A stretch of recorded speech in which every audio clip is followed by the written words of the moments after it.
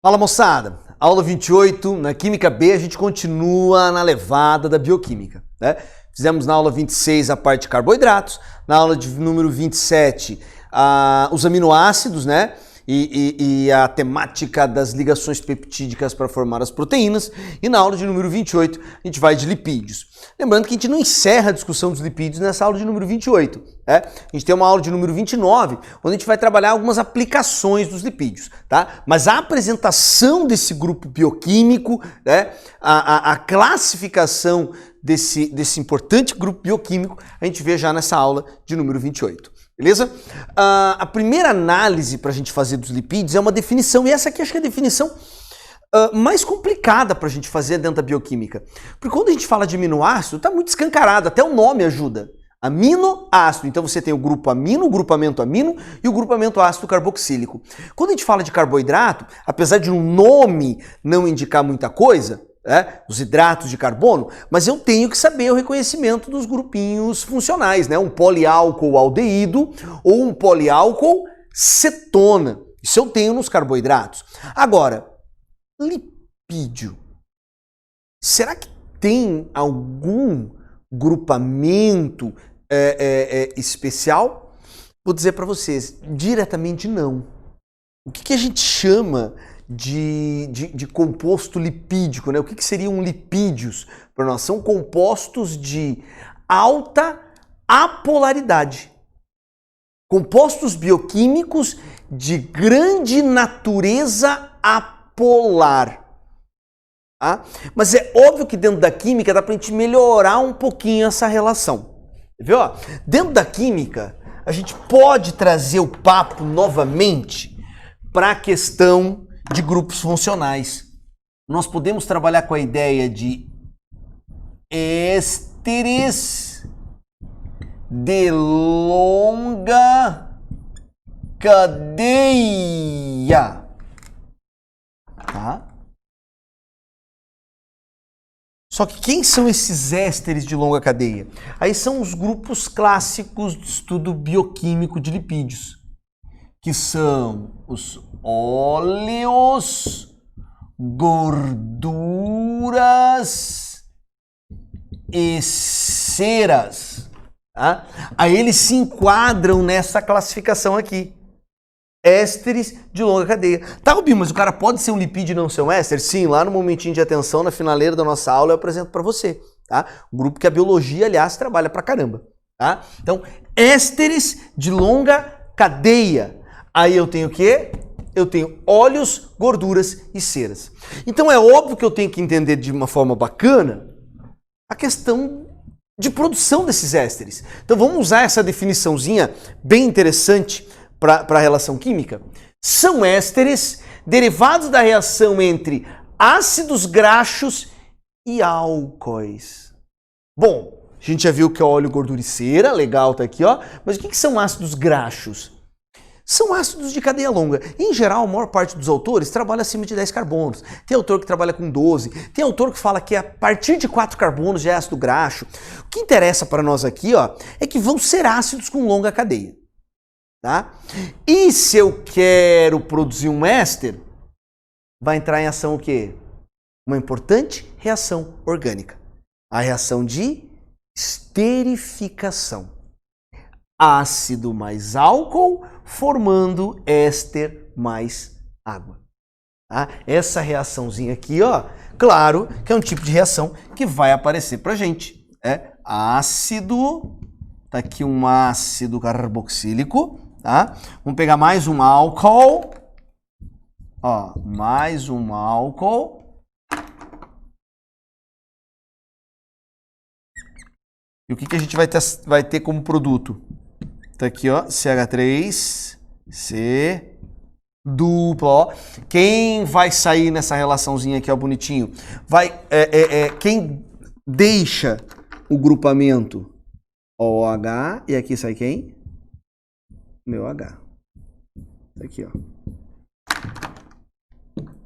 E agora, eu tenho a formação do meu éster. Tá aqui. Essa reação é uma reação bem importante dentro da química orgânica, a reação de esterificação. Lembrando que no sentido direto é uma esterificação, mas se você pegar o sentido inverso, ó, hidrólise, a água vai quebrar o éster. Tá? Vai acontecer uma hidrólise. Bem? No sentido direto, esterificação, no sentido inverso, hidrólise. Uma coisa importante frisar é que esse éster aqui, ó, esse éster formado, ele não é lipídio. Esse cara não é lipídio. Por que ele não é lipídio? Porque ele não é ésterzão.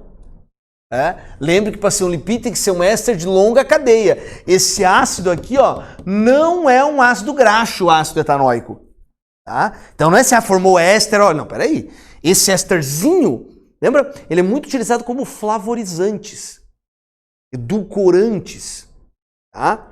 Então é muito comum, né, substâncias que são aromatizantes, né? Você compra algo ali, aí tem lá a essência de morango, essência de baunilha, essência de massa verde, né? Aí tu compra aquela bolacha recheada, né, bombando de gordura trans ali, ó, e aquela bolachinha de morango, né? Tu acha que aquilo ali é morango de rancho queimado? Claro que não, cara. Claro que não. Aquilo ali é o quê? É um éster, tá? É um éster que é para dar o quê? Para dar a similaridade do sabor.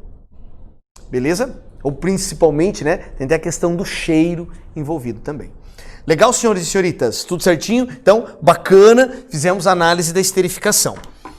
E a definição do lipídio. Só que antes de falar de lipídio mesmo, a gente precisa falar de ácidos graxos, que são a matéria-prima do lipídio, né? Porque para poder formar um éster, eu preciso de um ácido. Para poder formar um éster, eu vou precisar do ácido. E nesse caso, como é um ácido de longa cadeia, é o ácido graxo. Então a gente precisa de algumas informações referentes aos ácidos graxos. Então a primeira coisa que a gente tem que lembrar é que esse ácido graxo ele pode ter cadeia saturada. Mas ele também pode ter o quê? Insaturações. O que é interessante lembrar? A cadeia saturada, em geral, ela é sólida. Então o que acontece se em geral ela é sólida? Ela vai ter um ponto de fusão maior. Por isso, olha como faz sentido. Por isso que, em geral, as cadeias saturadas dos ácidos graxos vão dar origem ao quê? A gorduras. Agora, se você pegar uma cadeia insaturada, as cadeias insaturadas em geral têm o quê? Um ponto de fusão menor. Então esse tipo de material, esse tipo de ácido graxo vai dar origem ao quê? A óleo. Por que eu gosto de falar em geral? Tá? Porque também o tamanho da cadeia vai interferir, né? Tudo bem se você tem uma insaturação, mas essa cadeia é uma cadeia o quê? Muito absurdamente grande, mesmo com essa insaturação, esse material vai ser sólido. Por isso que a gente gosta de usar o termo em geral. Tá? Em geral funciona assim. Cadeias saturadas sólidas vão dar origem ao quê? A gorduras. Cadeias insaturadas líquidas vão dar origem ao quê? A óleos. Claro que às vezes o aluno gosta de ver número, né? Ele gosta de ver com valor aqui. Então, ó, tá com valor para você, ó. O ácido esteárico, ó, ponto de fusão de quase 70. É um composto saturado. O ácido oleico, 13,4. Ele tem o quê? Uma insaturação. Já esse linoleico, eu posso falar que ele é poliinsaturado. Ele tem mais de uma. Tá? Então ele vai ter o quê? Um ponto de fusão de -5. Se eu pegar o linolênico, que vai ter 3 insaturações, diminui mais ainda. Uma coisa que é bacana também, que é no detalhe, tá? É no detalhe que a gente ganha as coisas, lembra? Olha só, esse zero aqui, ó. O que significa esse zerinho que tá aqui, ó?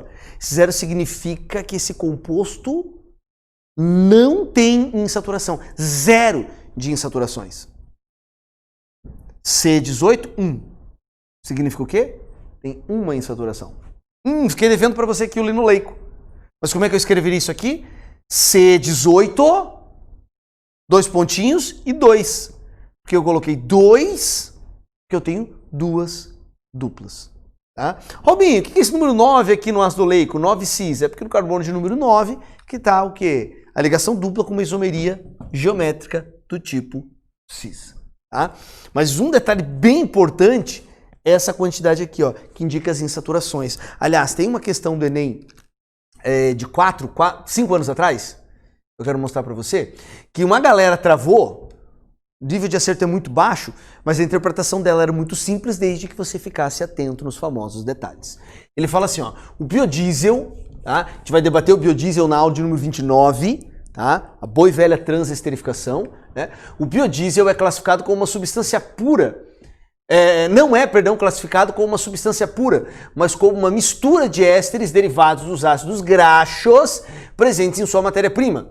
As propriedades do biodiesel variam com a composição do óleo vegetal ou gordura animal que lhe deu origem. Por exemplo, o teor de ésteres saturados é responsável pela maior estabilidade do biodiesel frente à oxidação, o que resulta em um aumento da vida útil do biocombustível. O quadro ilustra o teor médio de ácidos graxos de algumas fontes oleaginosas. Cara, o Enem é diálogo direto com o enunciado, né? Tem uma informação bem bacana no texto que eu acho que vale a pena eu reforçar com você.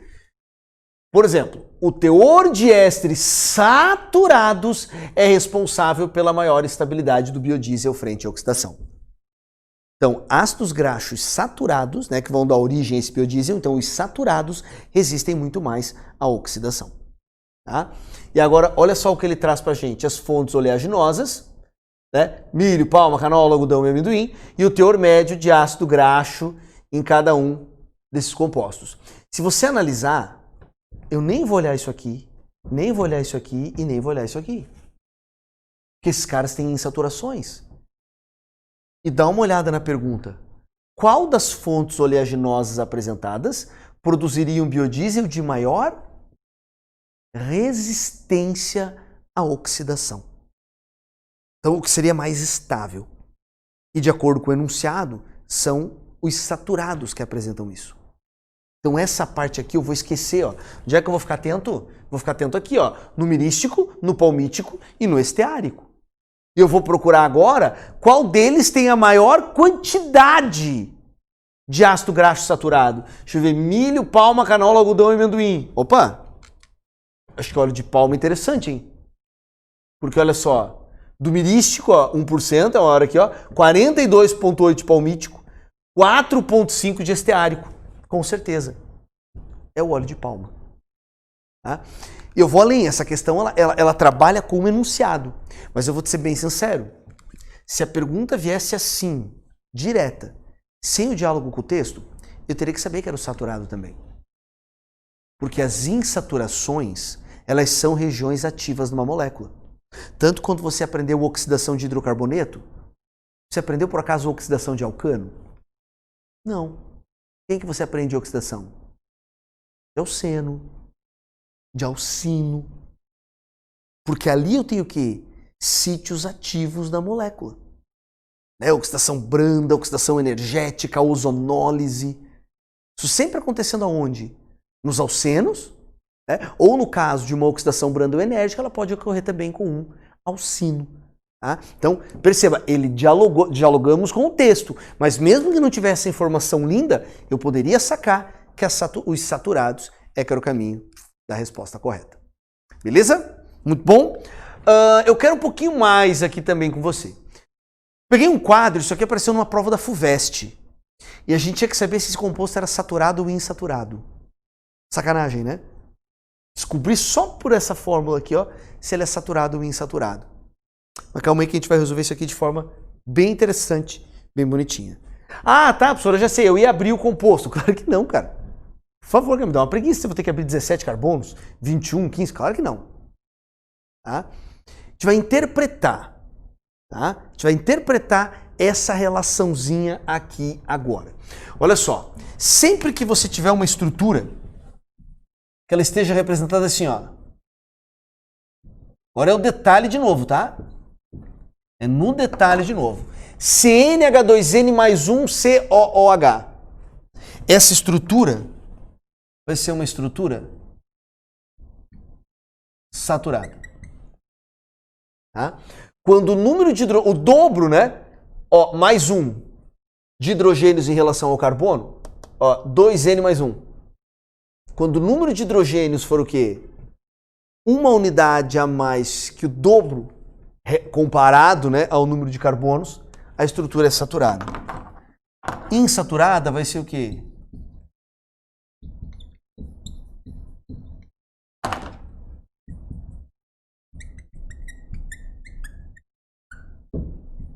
se o número de hidrogênios for menor que o dobro, é relacionado ao número de carbonos. Claro que aqui poderia ser 2N-1, 2N-3, 2N-5, porque vai depender do número de insaturações. Mas agora, com essa relaçãozinha, a gente conseguiria matar a questão. Vem aqui, ó. Olha o palmítico, C15H31. Compara aqui, ó. 31, opa, dobro de 15 é 30. Opa, aqui é 31. Ácido palmítico, com certeza é saturado. Com certeza. Tá? 31, opa, comparei sempre aqui, ó. Sempre compara a quantidade de carbono aqui com o hidrogênio. Ó, 41. Opa, aqui é 21. Opa, o dobro de 21. 42. Opa, tá uma unidade a menos. Isso aqui tá o quê? Insaturado. O ácido erústico é insaturado. Olha aqui, ó. Dobro de 17 é quanto? 34. Cara, aqui é 29. Tá? Tá bem menor. Aliás, se aqui fosse 33, né? A gente poderia cravar que era uma insaturação. Mas como é 29, a gente já sabe que tem o quê? Uma quantidade maior de insaturações. Beleza? Compreendeu essa relaçãozinha importante? Olha só, um ácido que apareceu na prova da CAF como questão de titulação, inclusive. O ácido oleico C18H34O2. Na prova da CAF ela trouxe a estrutura, Ela trouxe a estrutura. A gente conseguiria sacar se ele era saturado ou insaturado, porque ela trouxe a estrutura. Tá? Mas ele poderia colocar C18H34O2 e uma das perguntas ia ser como essa da FUVEST. Se você discutir se o cara é saturado ou insaturado. Então o que eu faço? Pera aí, não vou colocar 18 carbonos. Porque aqui, ó, ele apresentou a estrutura toda, mas não desmembrou o grupo funcional. Então eu tiro um carbono daqui e escrevo C17. Porque um carbono vai estar aqui no grupo funcional. Hidrogênio também, ó, tem um hidrogênio que vai para o grupo funcional. Então aqui é 34, eu vou jogar quanto? 33. COOH. Compara, quanto é que é o dobro de 17? 34. Ai, tem uma unidade a menos. Esse composto é insaturado. Ele vai ter o quê? Uma dupla ligação. Bacana essa relaçãozinha. Compreendeu essa dinâmica aqui, ó, de identificar se um ácido graxo é saturado ou insaturado? Repito, isso é no detalhe, são aquelas questõezinhas diferenciais. Beleza? Muito, muito bom. Essa aqui, ó, é a estrutura do ácido oleico que eu tinha falado para vocês. Ó, ele realmente tem o quê? Uma dupla ligação. Esse é o C18H34O2. Beleza? Bom, tem uma relação importante para a gente fazer aqui agora. Aqui é mais a título também de curiosidade. Às vezes, quando aparece nas questões, ele coloca essa informação no texto já. Mas você já deve ter visto falar em ômega 3, ômega 6, ômega 9, né? Aparece pra caramba, né? Extremamente interessante esse tipo de ácido graxo. Aparece muito em frutos do mar, né? Salmão, na sardinha, tem o tal do ômega 3. O que acontece isso aqui, ó? O que é um carbono ômega? Por que o nome é ômega 3? Tu lembra lá das aulas de aminoácidos? Eu tenho o grupo funcional aqui. O carbono vizinho ao grupo funcional nós chamamos de carbono alfa. Carbono beta, carbono gama, carbono delta. Quem que é o carbono ômega? Sempre o último de uma cadeia. Em uma longa cadeia, o último. Então esse é o carbono ômega. Aí, ó, ômega 1, ômega 2, ômega 3 é quando aparece a primeira insaturação, tá? Ômega 1, ômega 2, ômega 3. Ômega 1, 2, 3, 4, 5, 6. Então essa é a nomenclatura. Quando é o ômega 9, por exemplo, da vida, o que acontece? Pega o último carbono, começa a contar. É no nono carbono que vai estar a primeira insaturação, tá? Esses ácidos gordos do tipo ômega, eles apresentam o quê? Poliinsaturações. Tá? São compostos com muitas insaturações. Isso é extremamente interessante, porque são facilmente degradáveis, né? São facilmente metabolizados. Não esqueça, insaturações são sítios interessantes. É altamente reativo essa região da molécula. Boa? Bom, é agora que eu vou falar de lipídio. Tá? É agora, é só nesse momento que a gente vai falar do lipídio, porque a gente teve que fazer toda essa interpretação inicial. E quando a gente fala da classificação dos lipídios, nós temos dois grupos principais, tá? Dois grupos que vão encabeçar, então, essa nossa classificação dos lipídios. Nós temos os chamados cerídeos e temos os glicerídeos. Cerídeos e glicerídeos. Vou começar pelos cerídeos, tá? Vamos começar pelos cerídeos, tá? Quem são os cerídeos? Os cerídeos são as ceras. Robinho, que tipo de cera? Como assim cera? Cara, cera do mel de abelha. Cera de carnaúba, cera lá das sessões de tortura, tá? Cerídeo cera. Está presente na glândula uropigiana das aves. Lembra? É secretado um material lipídico para impermeabilização das penas, tá? Então as ceras são lipídios. E ceras são ésteres. Ésteres de longa cadeia. Como é que essa reação é montada? É um ácido graxo com álcool superior. Então vamos só colocar essa relaçãozinha aqui, ó. É um ácido graxo, que é um ácido de longa cadeia, né? Mais de 10 carbonos, com um álcool superior, que é um álcool de longa cadeia, geralmente mais de 25 carbonos. Tá? Então, ácido graxo com álcool superior. Aqui é até colocado 10, né? Mas na prática, quando você tem essas ceras, é considerado um álcool superior acima de 10.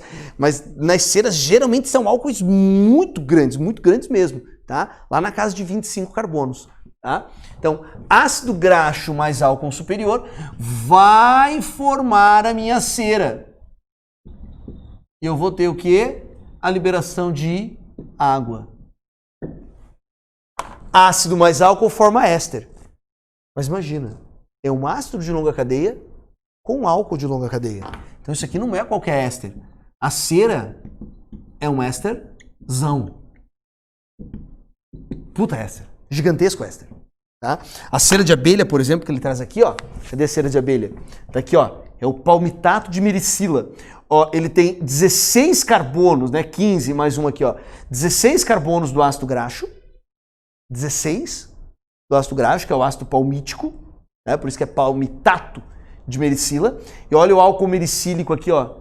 Ele tem o quê? 26 carbonos. 26 carbonos. Tá? Então é um gigantesco éster a cera de abelha. Beleza? Boa? Bom, eu vou sair dos cerídeos, eu vou para um outro grupo agora. Eu vou para o grupo dos glicerídeos agora, tá? Os glicerídeos, que também podem ser chamados, espia só, de triglicerídeo, tá? Quem são esses caras, então? Os triglicerídeos ou glicerídeos são os óleos e gorduras. E aí a gente consegue fechar o que a gente colocou lá no início da aula, né? Lá no início da aula. Lembrando que óleo e gorduras são os principais de prova. Esse grupinho, por isso que eu deixei ele para a gente trabalhar agora. Tá? Esse é o grupinho principal. Os óleos e gorduras, que podem ser de origem animal, origem vegetal. Um detalhe legal é que olha só o que é um triglicerídeo. Eles são ésteres? Óbvio que são ésteres. De glicerol com ácido graxo. Então, peraí. O ácido graxo está de novo, que nem na cera. Só que na cera, o álcool era um álcool chamado de superior. Enquanto que no triglicerídeo, o álcool é sempre o mesmo. É o glicerol. Esqueceu quem é o glicerol? É o propanotriol. Beleza? Então, no caso do óleo, de óleos e gorduras, o álcool é sempre o mesmo, glicerol. Sempre. Sempre glicerol. E aqui eu coloquei a equaçãozinha. Só que eu acho que quando ela aparece aqui pronta, por exemplo, aqui na tela, eu acho que parece que é uma coisa muito difícil. Então eu convido você a montar comigo uma reação de formação de um triglicerídeo. Você vai perceber que não é tão complicado não, é relativamente fácil. Essa reação de 3 mols de um ácido graxo com glicerol, formando triglicerídeo e mais 3 águas. Vamos comigo aqui no quadro, então? Olha só. Nós vamos pegar, então, o ácido graxo. Vou fazer um pouquinho diferente do exemplo que está na tela. Por que um pouquinho diferente? Porque na tela ele usou 3 mols do mesmo ácido graxo. E não necessariamente precisa ser igual. Eu posso pegar 3 ácidos graxos diferentes aqui, ó. Olha só. Pronto, aqui, ó. E nós vamos colocar agora com o glicerol. Aqui, ó. Ó, o glicerol. Pronto. Olha aqui.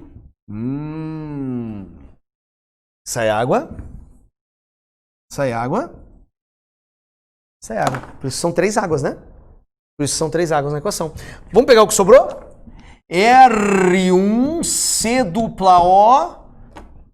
O OCH2. Puxei o CH aqui, ó. C-O R2. Ó. CH2, ó. C-O R3. Claro, vamos colocar aqui, ó, para ficar bem bonitinho. Vamos colocar aqui, foram liberadas 3 águas. Boa, boa, boa, boa.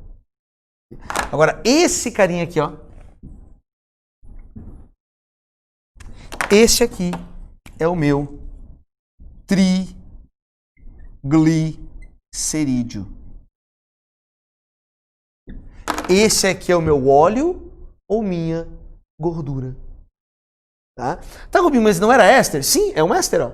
C-O-O, C-O-O, C-O-O. É o que nós chamamos de triéster, por isso triglicerídeo.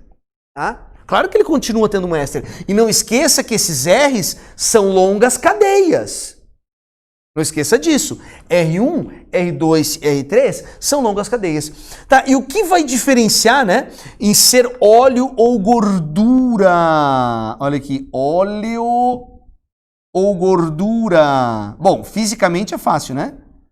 Um é líquido, o outro é sólido. Tá? Mas quimicamente, no óleo a gente tem o predomínio do quê? Das insaturações. Enquanto que na gordura, as saturações. Beleza? Essa é a característica que predomina. Ó. Gorduras, né, tendem a ser saturadas, óleos tendem a ser insaturados. Eu gosto de falar desse tendem a ser. Eu vou te dar um exemplo, tá? De um óleo aí que faz muito sucesso, que é o tal do óleo de coco. Tá? É um óleo, só que ele é saturado. Como é que pode isso, Robinho? É porque daí a cadeia é menor.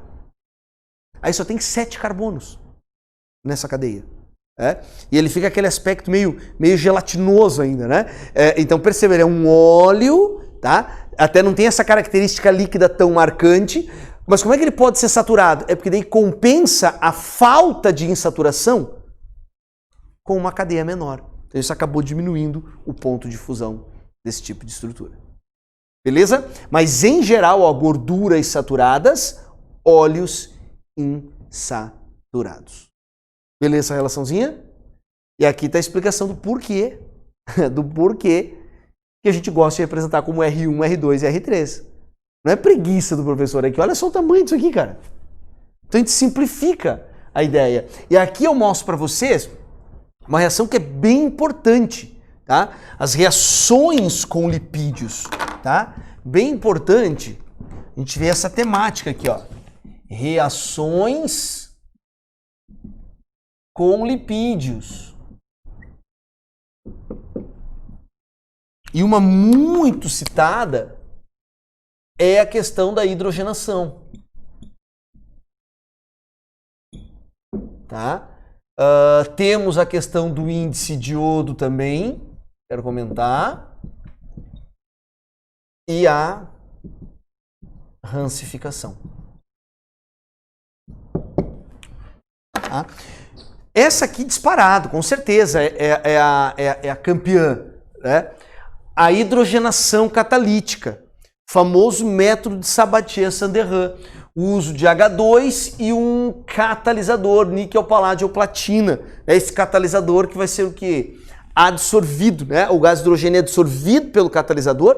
Nós temos uma catálise heterogênea, olha só, uma catálise heterogênea acontecendo, e aí nós convertemos o óleo em gordura vegetal hidrogenada, a transformação do óleo em margarina.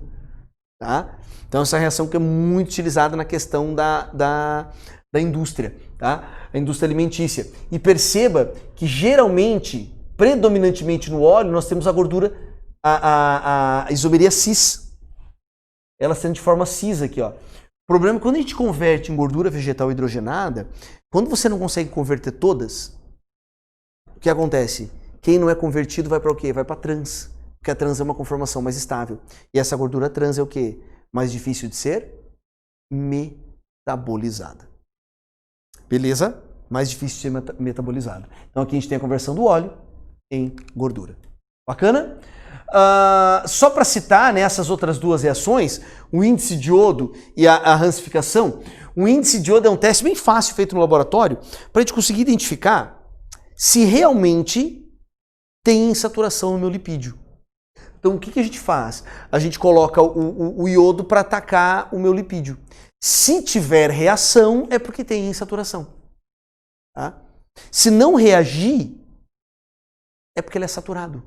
Então, o princípio são as reações de adição. Seria uma reação de halogenação.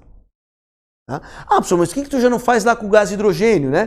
Para fazer hidrogenação? É que daí é mais caro. Se eu só quero fazer um teste, eu não quero essa transformação, né, de natureza industrial. Se eu só quero fazer um teste para verificar se tem insaturação ou não, vou usar um material mais barato. Então, eu faço o teste com o índice de iodo. Tá? E a rancificação é o que? A degradação do meu lipídio. Seria a oxidação do meu lipídio. Então, é óbvio que quem vai ser mais suscetível a esse tipo de ataque? Obviamente os compostos insaturados. Então, tradicionalmente aonde? Nos óleos. Aí está um motivo da indústria alimentícia muitas vezes converter o quê? O óleo em gordura. Porque daí o quê? As gorduras são menos suscetíveis a esse tipo de ataque, então você consegue o quê? Expandir o prazo de validade. Beleza? Show de bola? Muito, muito, muito bom. Vamos fechar então no nosso momentinho de atenção? Vamos colocar o nosso momentinho de atenção aqui, ó. Vocês viram?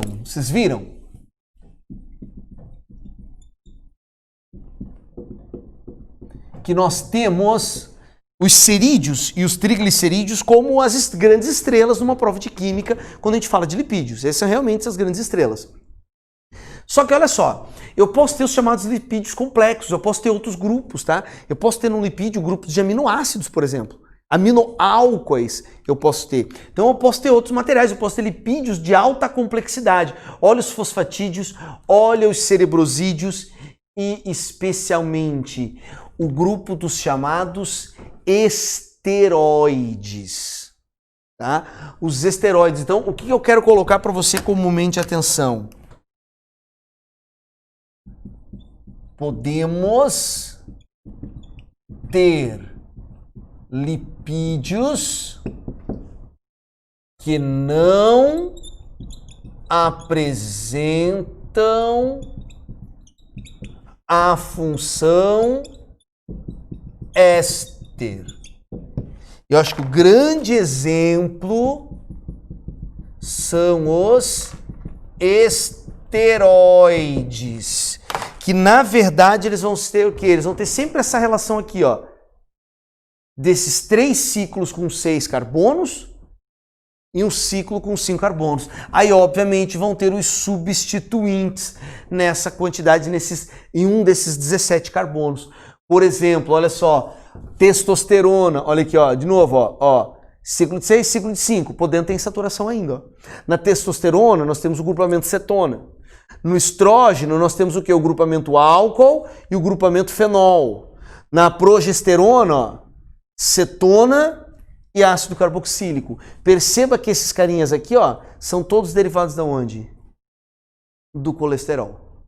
Né? Isso lá na biologia aparece, né? As rotas sintéticas, né? São reações extremamente complexas que fazem a conversão do colesterol, bonitinho, nos hormônios testosterona, estrógeno e progesterona. Isso aqui é lipídio. Tá? Então por isso que é legal destacar o que a gente falou lá no início da aula.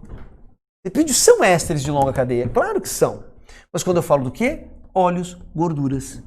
e ceras. Tá? Eu posso ter um grupamento de lipídios complexos, cerebrosídeos, fosfatídeos, posso ter os esteroides e não necessariamente eles vão apresentar o grupamento, o grupo funcional indicativo de ésteres. Beleza? A discussão dos lipídios não se encerra aqui. Eu aguardo você na aula de número 29 para a gente falar de sabões, detergentes, biodiesel, tem um bocado de coisa legal. Beleza? Grande abraço para você. Tchau, tchau.